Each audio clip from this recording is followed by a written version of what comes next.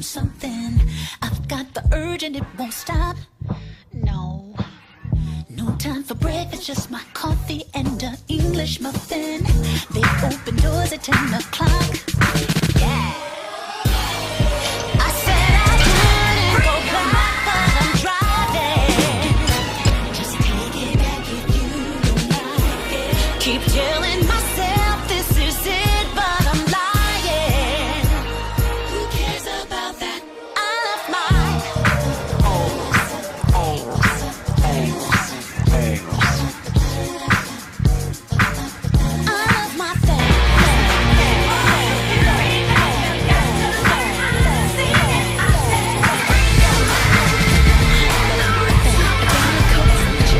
some dip, a coffee maker, some rubber boots in case it rains. Yeah. I got. Good day, everybody. How are you? Morning Talks with Ro is right around the corner. Good morning, everybody. How are you? Who's ready for Morning Talks with Ro? Good morning, everybody. How are you? Happy Monday. Are you ready? Morning Talks with Ro is right around drop the in corner. and leave you with something tangible to work with and practice, because some of the things you're going to hear right on a regular basis, but if you're not practicing it, it doesn't make it real. It doesn't settle in as wisdom, right? It doesn't serve you the way that it could serve you if you use the tools. You got to work this stuff. It's one thing to talk about it, right? It's one thing to be lip service. It's another thing to actually implement this into your life. Where you at? Hey! Y'all ready to level up for Morning Talks with Ro? Here we go. 5, 4, 3, 2, 1.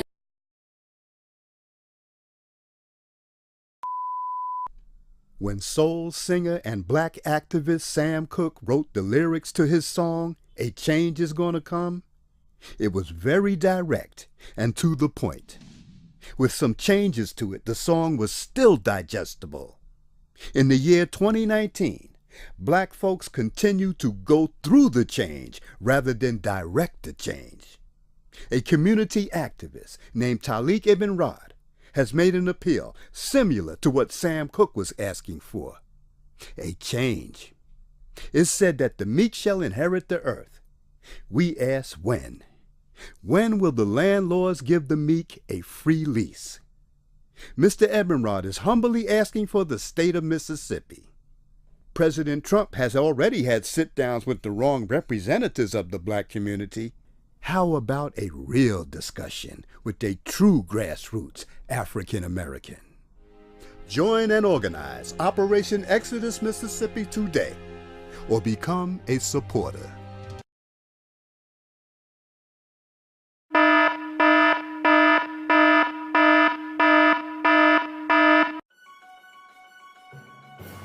Hey, how y'all doing?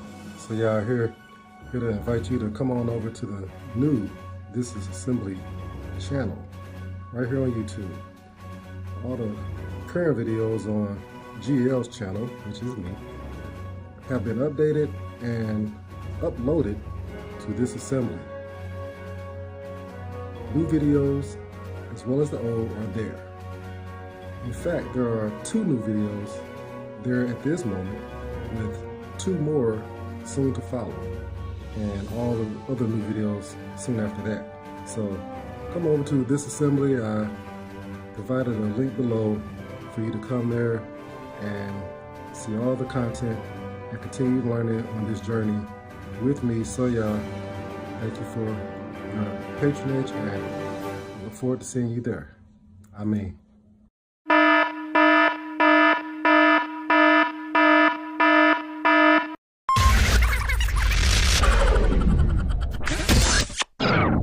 Dragon Manifest.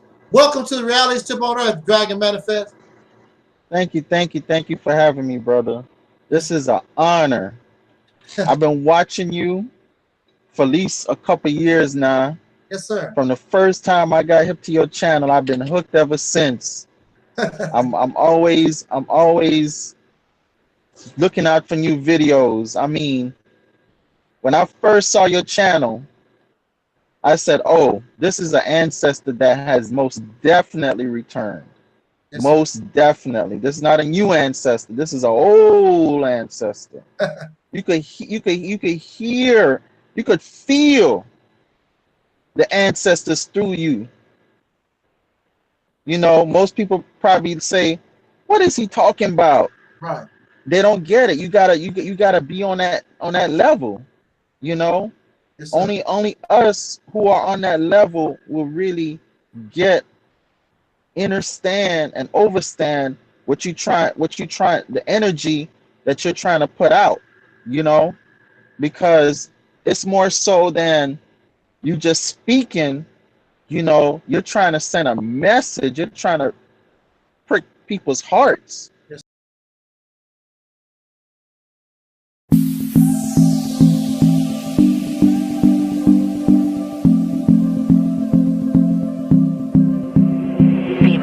The first annual PPU retreat and vacation was an absolute success. To come out of the virtual world, the online world, and into a tangible one where we can hug each other and look into each other's eyes and share even more intimate, vulnerable moments and spaces, laugh together, cry together. I mean, we were on an emotional roller coaster that brought us into an even deeper space of fulfillment. We broke bread together. We supported each other in the most interesting moments. We built our dreams together. It was such a beautiful experience, and I look forward to building with this family for years to come.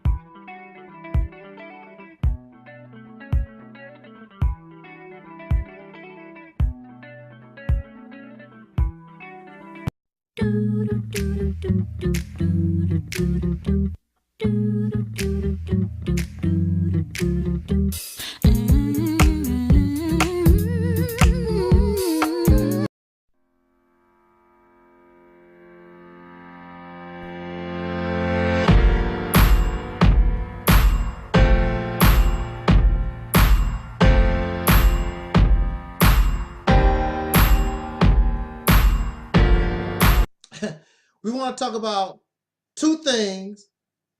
Certain folks, certain soul brothers, say that two times fast. Certain soul brothers and sisters, excuse me. Certain two things that certain soul brothers and sisters don't like. They don't like the word white supremacy. They don't like that. There ain't no such thing as white supremacy. They don't exist. If you say white supremacy, that means you are giving white folks more power than they should have. You're giving them, because we're not inferior to them. You're making yourself inferior by calling them superior and blah, however they want to explain that. And another thing some folks don't like is separation. Black folks, separation, that's out of the question. We're not gonna, black folks ain't gonna separate. That's bad business. You know you're not gonna separate. Where we gonna go? They don't like to hear that. So now I propose, and I put in the title, should black people separate or isolate? So now you have something else to reject, to talk about, because I am suggesting on this platform that we isolate. I'm an isolationist.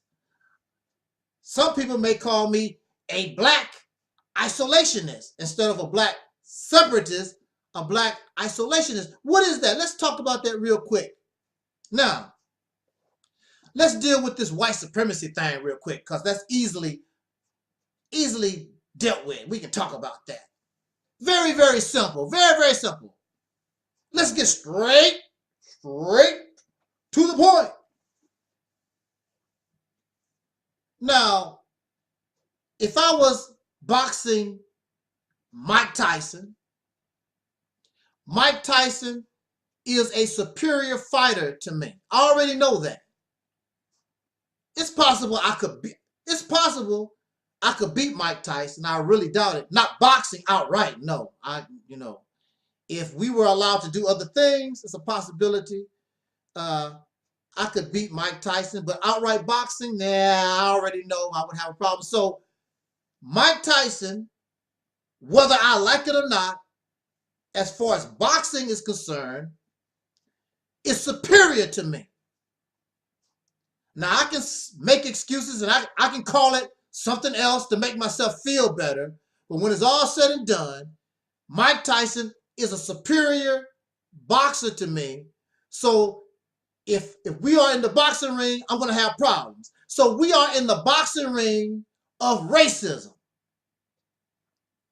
And the superior opponent are the ones who created the boxing ring and racism, these Caucasian races, these pink races, the white man, whatever you want, however you want to describe the situation. And the situation is you and I are inferior to him. If you was not inferior to him, you explain to me how the hell your ancestors could have been slaves to these people 400 years. They could not get themselves out of slavery. It took a civil war to give you the little so-called freedom that you enjoy right now to this day. So if you were anyway equal or close to these people, how come you were not able to gain your own freedom? Even to this day, you go by their law. You do what they tell you to do, but you're not their inferior. So what do you call yourself? What you want to call it? Until you prove that you are equal or better than them, you are an inferior, whether you like it or not. You just want to feel good about yourself. It don't make no difference. It don't make no difference what you feel. Because the reality is, you and I in this country, in the situation that we are in, we are inferior. So if you want to choose another word for it, so be it, so you can feel better about yourself. I don't see nothing wrong with white supremacy. And that's why they called it. That's why they call it white power. That's why they call it white supremacy, because that's what racism is all about. The superiority and the privilege of their race. And so they had to make somebody inferior to exploit. And it just so happened to be dark-skinned people in this situation. So whether you like it or not, I know you don't like it, but until you prove, and you're not doing a good job of it, you keep saying, or you're giving them too much power. You ain't giving them nothing. They took everything away from you. Your name, your language, your culture, whatever you was, it was taken away. They took it. Matter of fact, many of you still carry the names of them. Mr. Hogg, Mr. Watson, Johnson, McGillicuddy. So what more feel-good crap? Now, you don't want to be viewed as the inferior, but at the same time, you want to still live in the house with the racists that made you that way, that put you in this situation where you have to sit around and try to prove that you're not an inferior. And you want to live with these people. And so when somebody talks about separation, you want to get all uppity. You're an uppity Negro and get all upset. I'm part of the system. Let's work with it. But you're not inferior. What system? A system who created? Who created the system? You didn't. You don't have nothing to do with it. And the reason why you didn't create the system, because you was these people's slave, you are the inferior, whether you like it or not. I know you don't like it. So you can go to a channel that strokes your little ego, and when you cry like a baby, and you get upset, and you don't want your feelings hurt, then you go there. We got to keep it real. We got to keep it real here. You got to know exactly what you're dealing with. So now, I will concur with you. Separation in the manner that many of these persons are talking about, building this nation and going back to Africa, which you never came from Africa, but you're supposed to be going back to Africa and all that stuff. Okay, we concur. That's not a reality. The first problem is these people, soul brothers and sisters in this nation, the descendants of slaves born in America with African or Aboriginal ancestry, however you want to look at it, this is all they know. They was born in America. As far as they're concerned, this is their country. They're not going nowhere. So that's your first problem. Second problem is, that is the real solution. That is the real solution, is separation. You don't raise chickens and foxes together.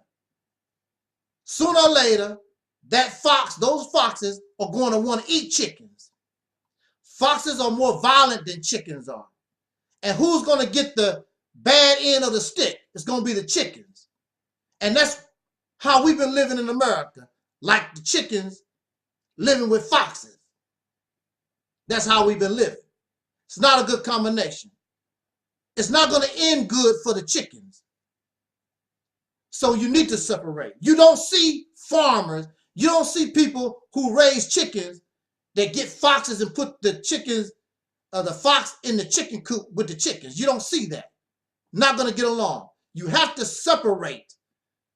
Because as long as we are here and 400 years verifies, you're going to continue to have problems. So what do? You got to separate, but you can't do it. People are not going to want to do that.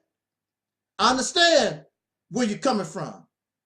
Well, since you're here, we must learn how to use all the tools that your enemy allows you to have. Vote in the best manner. If you're going to protest, organize protest, organize voting. You're not using your tools correctly. That's why you're not getting anywhere. And you need to separate. But you can't separate in the manner that we have been taught, or this picture that we have been given. You must isolate. You know you're around the sick. So what you need to do is quarantine yourself. And that's what the Mississippi campaign, that's what Operation Exodus Mississippi is about. It's isolation. The first step, you just don't throw people into a situation. They've been here for 400 years. This is all they know. So you have to wean them off and show them that you can operate, that you can function without the slave master and his children. And you can do better in isolation. You can do better in separation. And once you get the masses of the people to understand, and they feel proud and strong, I can do this on my own. If the government and the races here, or the people here, will fight against your efforts to be an independent people and do for yourself, while you are in isolation, you are also working at an organized exodus. That's why it's Operation Exodus Mississippi. Everything that you're doing, you're always planning your exodus, but not a forced exodus, not somebody kicking you out the country, not because you can't eat, not because of something terrible. You want to organize exodus. You have planned this, and the people are ready because they know there's no future here with these damn foxes. Now, of course, the current, more elderly state of mind, they are slaves in the mind. So you don't expect them to absorb this idea. But for younger people, and they see clearly, they can't get nowhere here. This is not the place to be.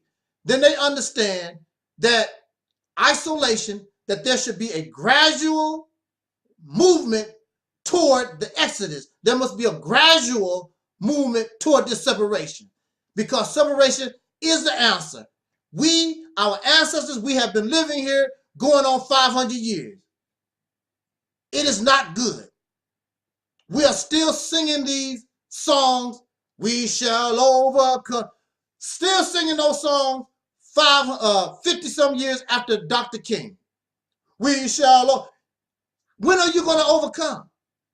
You're dealing with people that don't like you. You're dealing with people that want to hold you back. You're dealing with people who view us as a slave, and they be damned if slaves going to rise to the point where they take over the country.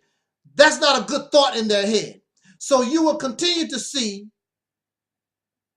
activity by these white nationalist groups or whatever, but that's nothing. The country is racist, period. You still have old geezers, racists, in the Congress and Senate right now. You think all of a sudden they have changed how they think? Do you think they are teaching their children to like you and me? No, no, no, no.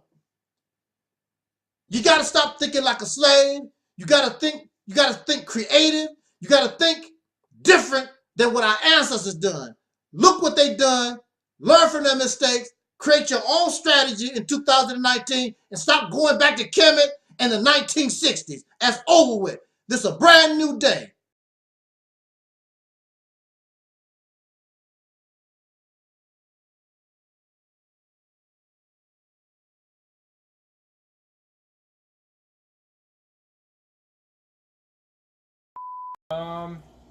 Not really.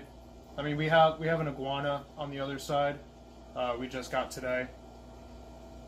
Is the iguana aggressive? Just got him today, so don't really know. How big is he? About 2 feet. Wow.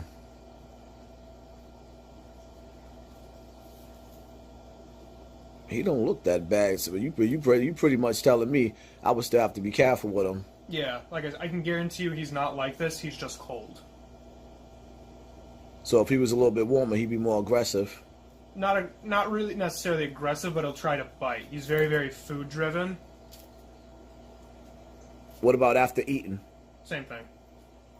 I mean, after eating, you really shouldn't handle them regardless. Because he probably throw the food back up, right? Yeah, they'll regurgitate.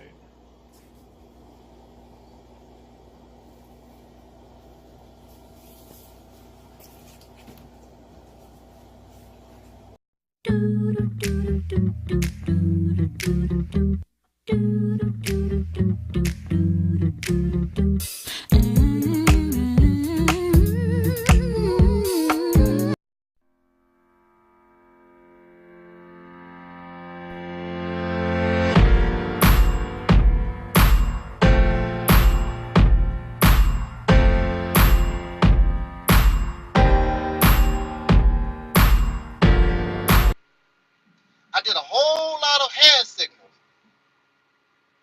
I just learned that the other night from Illuminati class. Hey, I just learned that from my agent and spy class. Okay, I have agent class on Wednesday. I go to agent class. I go to spy class on Thursday, and I go to Illuminati class every Monday. I'm a well-rounded coon, a well-rounded Sambo, well-rounded agent, spy, Illuminati, all this kind of stuff. These people, hey, thanks for giving me a laugh early in the morning, because really, I need to wake up. I really do, because I want to do this video. I was thinking about it last night, but I was just too tired to try to do anything. Plus, it was dark. I didn't want to go through all the drama. I have a few minutes, so I want to speak briefly on this topic. You know, hey, this is my question. How do people know that you're an agent? How do people know that you're a spy? Here are people like Brother Malcolm. Malcolm X had a New York City officer right under him and did not know. But these people, they can detect agents and spies, and they know all about the Illuminati, even though the Illuminati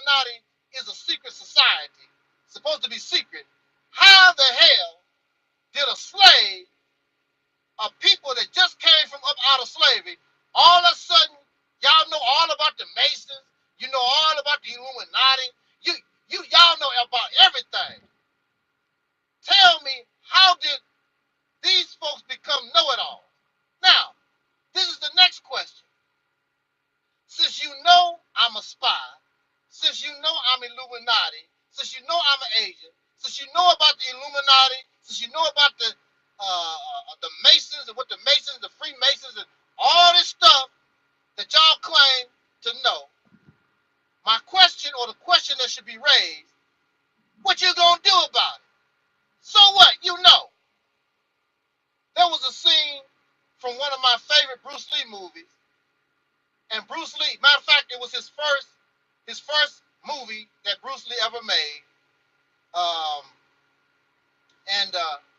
forgot what the name of the movie was. Oh, The Big Boss. There was a scene where Bruce Lee was snooping around, and he found out that his friends was murdered because they found out about this drug ring, and they murdered his friends, and they froze them into blocks of ice. That's what they done. Peace, Syria. How you doing? And so, as Bruce Lee was snooping around, these guys come in and caught him snooping around. And Bruce Lee said, "Nah, I know what you've been doing." You know, explain that he knows. And one of the guys said, "So what? You know. You headed for the freezer." Meaning, it don't make no difference what you know. We gonna kill you. So you can't tell nobody anyway. So usually people that have secrets and they trying to hide something, usually if you know, something might happen to you. But it's thousands of y'all. You know all about the secrets of Freemasonry and the Illuminati, and you know everybody that's an agent or a spy. Things that don't you look.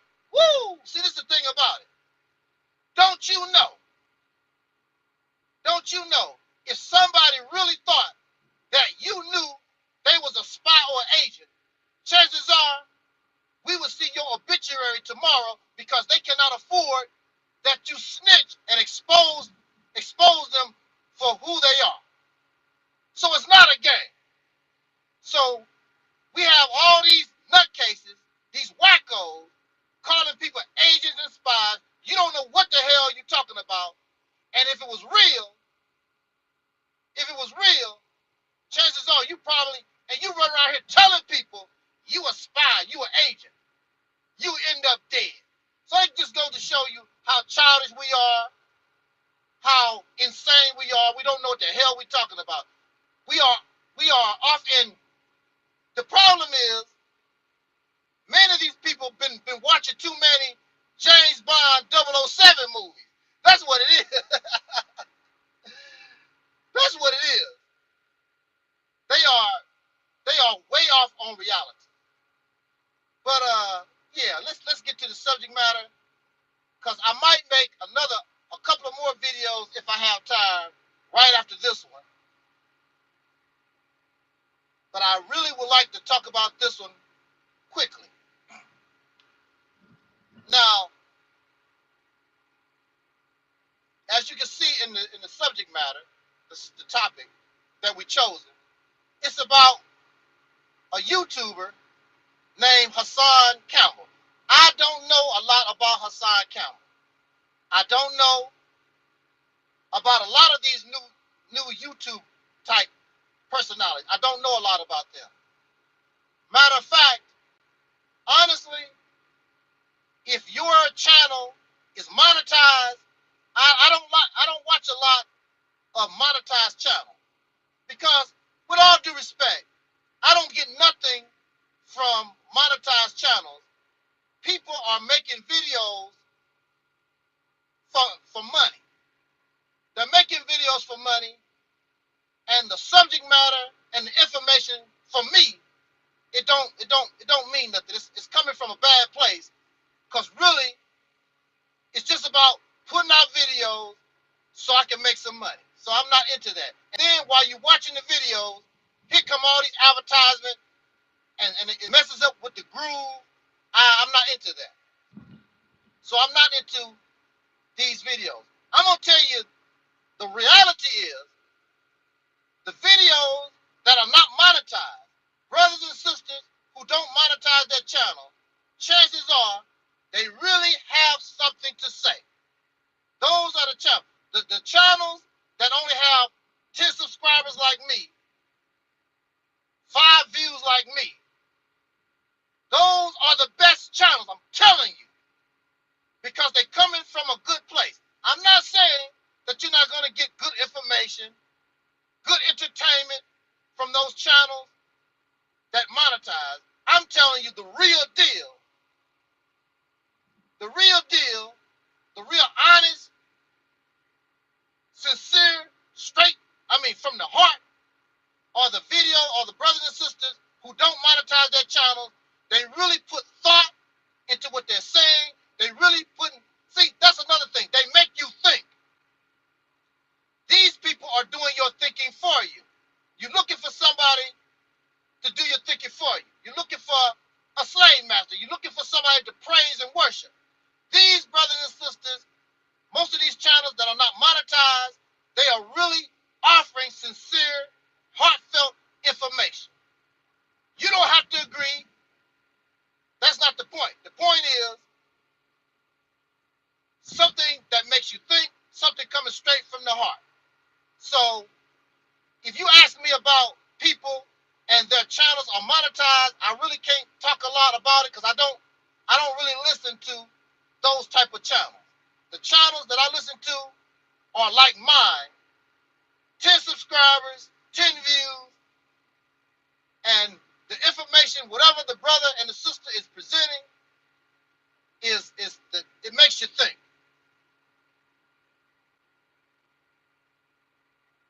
So now, I don't know, and Hassan Campbell, his channel is monetized. I really don't listen to a whole lot of Hassan Campbell because when I start listening to him, it goes to commercial. So I flip away. I can't do it.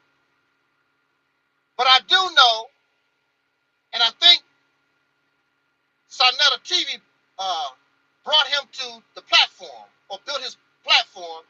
He was talking to Sonetta about his being abused by African Bambaataa, that old school rap guy.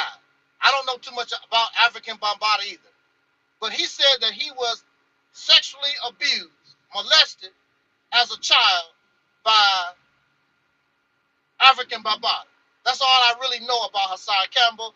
And I listened to some of his commentary, and like I said, I really don't know a lot about Hassan.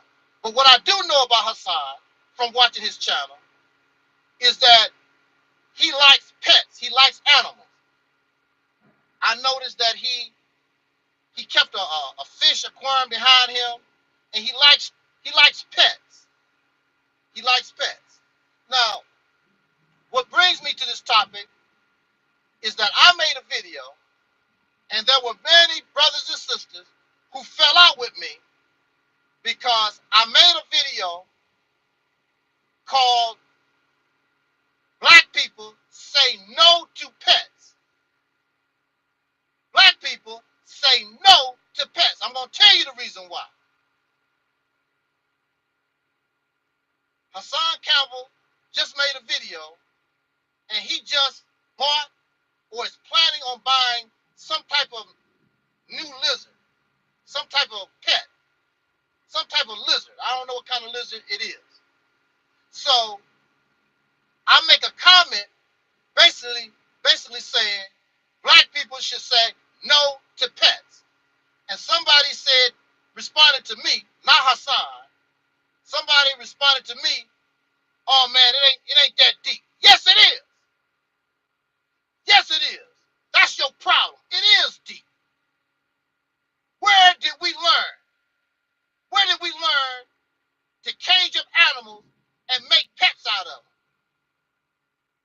Where did it come from?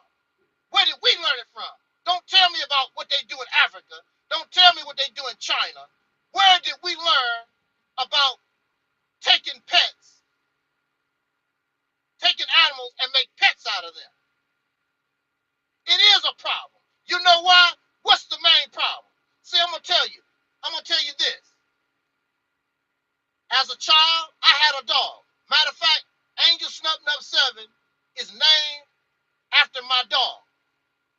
My dog was named Angel.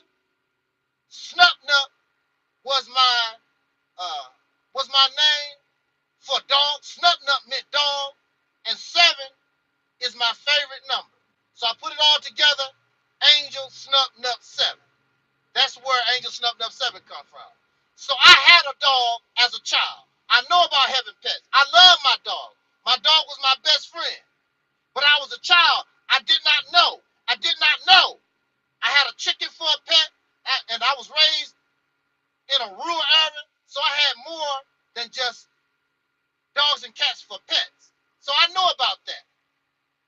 I know how close you can get to an animal and all this, but I want to tell y'all something. And see, I was locked up for 10 years, as many of you know. I was incarcerated. And those who are incarcerated, those who are incarcerated, I'm not talking about you went to jail for a couple of hours. Hey, what's up, Leroy? What's up? I'm not talking about going to jail for a couple of hours. I'm talking about locked up. 10 years, straight out. That's what I've done. This is what opened my eyes to this pet thing. Now listen to me. Do you realize, especially as soul brothers and sisters in this nation, do you realize that the white man, these races, they treated our ancestors as pets? Do you realize that? Do you remember Roots? They gave Kizzy to that little Caucasian girl as a pet. This is your little nigga. This your little, she said, this is my nigga doll baby. This is my pet. That's what Kizzy was to her. Remember, we was animals. And anything considered an animal, you can call a pet. That's what our ancestors was. They was pets. They was made into pets. They was property. Just the way you do a cat and a dog and things of that nature. This is how we was treated as animals, as pets. Why would you turn around and want to do the same thing to another animal? Because you see the dog and the cat and the lizard and the snake as an inferior. That's the way the racists saw us, saw our people. And they made pets out of them because these pets was created, as far as concerned, to serve them, pleasure them. So they made slaves out of these animals. What benefit is it to the animal? What benefit is it to the animal that you make the animal a pet? What was the benefit of a slave that the racists made our people a slave, a pet?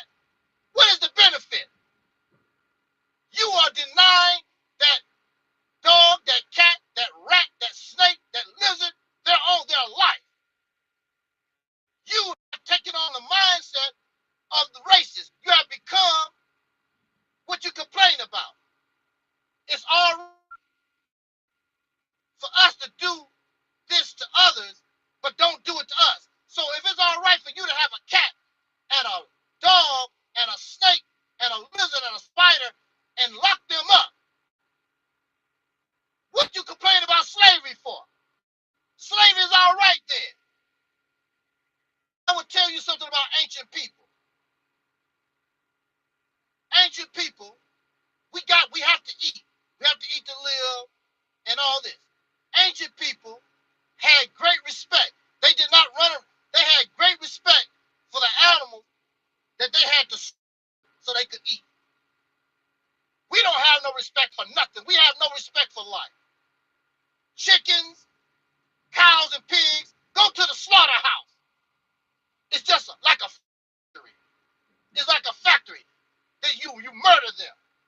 You have no respect for their life. You don't care. The only thing you care about is your hamburger and your Kentucky Fried Chicken and whatever. You have no respect for life. That's the problem.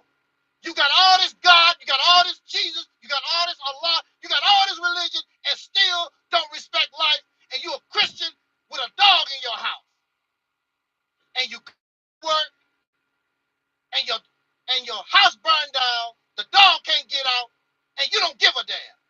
The dog should not be in your house to begin with. You got fish in aquariums. You got fish in aquariums, dogs on leashes, slaves. There's nothing wrong with that. See, most of you have been incarcerated. How many of you have been incarcerated? Very few. I was incarcerated for 10 years. I know how it feels to be locked up. Don't have my freedom. Don't have my life. I know how it is. And so, one day, I was just thinking about my life being locked up. And for some reason, I thought about, well, not my dog. My dog was actually free. My dog actually was allowed to be free, run around. My dog was not locked up. But I was thinking about a relative's dog locked up in the house 24 hours a day. That's what it was for me. Locked up. You have no idea how that feels. No freedom. You can't do for yourself. You got to wait for somebody to bring you some water, bring you some food, and all that. You don't have the right to go get your own. This is what I don't understand. See, sometimes we do things in ignorance, and I want to say this to my brother Hassan Campbell. That's animal abuse. That's abuse. That's exploitation. How can you, Hassan Campbell, want to cage up a fish or anything when you yourself, you say, and you are upset, but you don't find nothing wrong with taking a lizard or a mouse or a hamster or a sheep or whatever animal you think that you want to make a pet of. There's nothing wrong with that. You don't think that that's abuse. That's animal cruelty abuse. You are denying that animal the right to live, to have his or her life. What is the benefit? That's my question. Somebody write down. What is the benefit to that animal?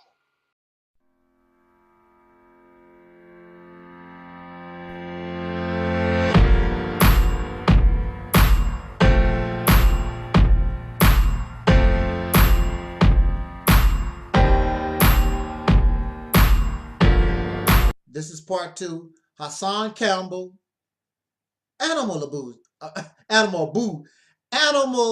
abuser, question mark. Now, that was a couple of days ago. That was a little while ago I made part 1. And since that time, of course, I've gotten comments and things of that nature. And wow, the folks is angry. How dare you talk about me and my dog? Have anybody seen my dog? Do. Have anybody seen this Negro wanna take away my dog and my little kitty cat and my lizard and my snake and my monkey and whatever else I can get. Wow. Some of these people are really upset. Don't talk about I love my dog. Woo, man. Upset. Because I'm telling you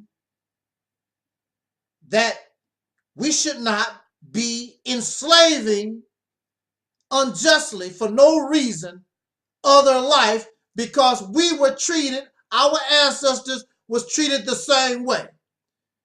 I must remind us that the so-called Negro or the nigger or the slave in this country was considered property just like your dog and your cat. And our ancestors, was treated the same exact way. The same way. And now, you're going to turn around as the descendants of slaves born in America, and some of y'all support ADOS. You want reparations for what our ancestors went through, but you want to turn around and do the same thing to another life form. You want to enslave. You want to put a dog and a cat in your house. There is no benefit for that cat or that dog or whatever animal you have made a slave out of in that relationship. There's no benefit. Don't talk about the dog needs you, the cat needs you. Dogs, cats, and animals don't need you. They have been living on this planet for millions of years without your help. They don't need your help. Cats and dogs and all kinds of animals know how to be independent and live. Matter of fact, they can live better than you because you and I are still slaves to the races in this nation. And so now you want to turn around and do the same thing to another life form. You should be ashamed of yourself. You really should. But you learn that from your massa. That's where you're getting it from. And you run around here with your dog on your leash and you got these animals in cages. I know how it feels to be caged up. I was incarcerated for 10 years. They would have those tours in the facility and bring people in, or even if y'all been in jail. You know how you in jail? And sometimes visitors and people would come through the jail and look at you behind bars like they look at animals at a zoo. And then here you are, know how it feels to be incarcerated. You know how it feels to be treated like an animal. People looking at you like you are an elephant at the zoo. And you'll get out of jail and go get you a dog and do the same thing to the dog or a cat or a lizard or whatever. Insane. Insanity at its best. People looking at you, pointing fingers, you behind bars, making mockery, looking at you. Remember the slave, they used to open the slave's mouth, pull your genitals out and play with your penis or your vagina, stick their hands all in you. That's what you do with dogs and cats and other animals. And the reason why the slave master, the racists did that because you were inferior to them. And that's how you look at other life on this planet. They don't mean nothing to you. Ain't nothing but a dog. Ain't nothing but a cat. Something to play with. That's what they done to our ancestors. And that's what they basically look at you. Some type of toy. Something to play with. Silly Negroes. Like an animal in the zoo. That's why they quick to call us an ape. Not because of really how you look. Because you're a zoo animal, as far as they're concerned. You're a pet. So I wonder about Brother Hassan Campbell. Brother Hassan Campbell, if you watch this video, or if any of your people watch this video and forward it, I wonder, what is your mentality? Have you really gotten over your sexual abuse? Because here you are, a victim of abuse, a victim of exploitation. I'm going to say that to you, Brother Hassan, again. You are a victim, or you're making the claim of being a victim of exploitation and of abuse. But then you're going to turn right around and do it to another life form. So why should we have any pity? Why should we have any empathy for you, since you think that it's all right to abuse, because that's what you're doing? Abuse that lizard, the dog, the cat, the fish in the aquarium, to exploit that life. You think that it's all right, and you should have the right to do that. So why doesn't Africa Bombado, whatever his name is, why he don't have the right to do what he done to you as a child? Why shouldn't he? You don't care. I mean, you think that it's all right for somebody who is more powerful, who believes they are superior or whatever, to exploit another life form, another person, and you turn around and do the same thing. That iguana, whatever that lizard is, deserves his or her life out in the wild. It's an exotic animal. Chances are they kidnapped it. They stolen. Just like y'all say about the transatlantic slave trade, they went out and they stole people and brought them to America. Like somebody went out and stole that lizard, stole that snake. Most of these exotic animals, they were stolen. They are not domesticated. Now, the problem with domesticated animals is that some of them have been so genetically altered that without people, they would die. So we should let them die out. They should not even exist. We should not, as an oppressed people, as a people who were called animals, treated like animals,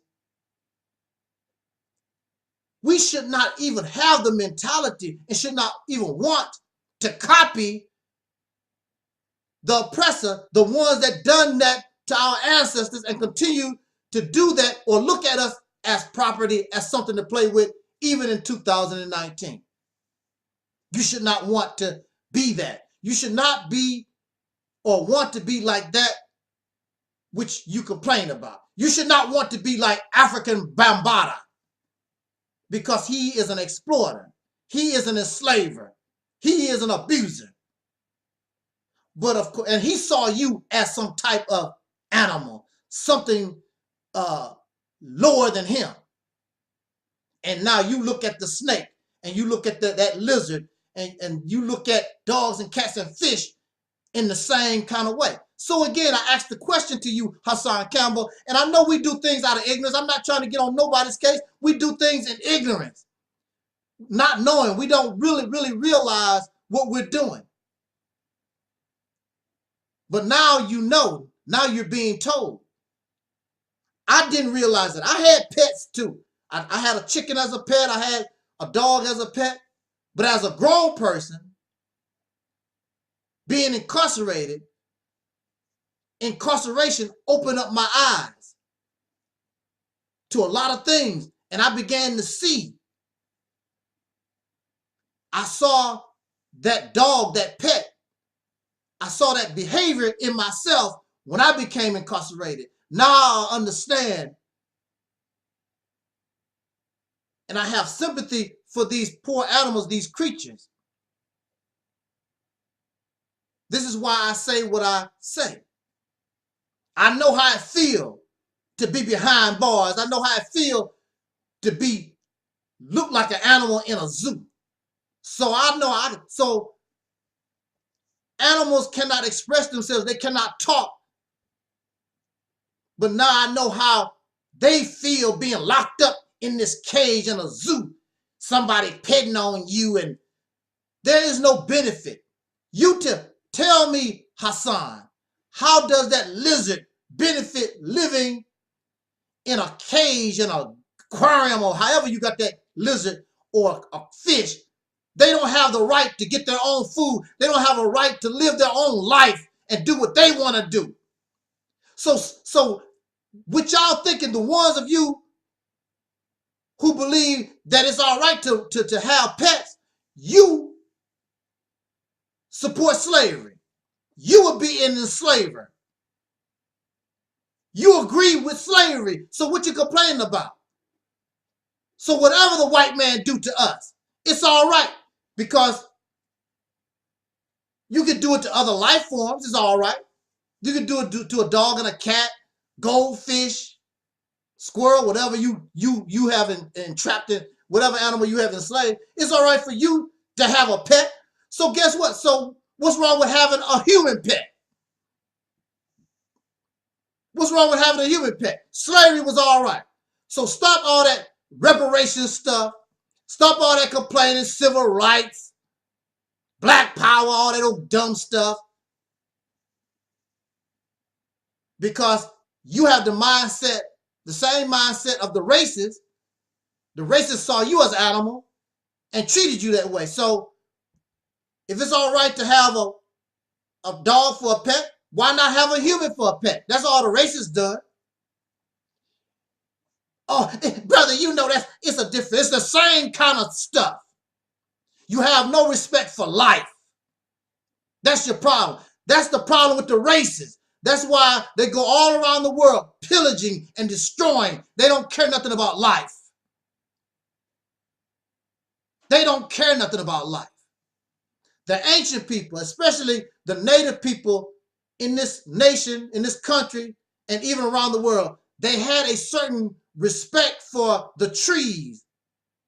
Even the Native Americans said even the rocks was alive. Then when you look at it, now, of course, we know rocks are not alive, but the native people would say, some of them would say that the rocks was alive. When you look at the human body, your fingernails are dead cells. Your fingernails, your hair is not alive, but it's still part of a living being, right? So even though the rocks is not alive, it's still part of this planet that is alive.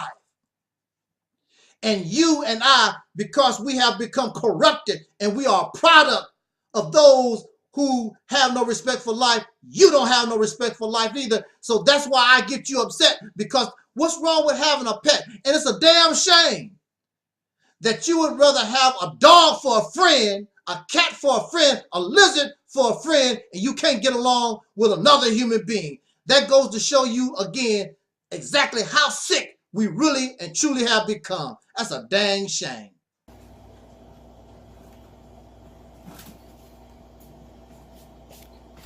At that size, they also need a fairly large enclosure. 6 by 2 by 2 is bare minimum for them.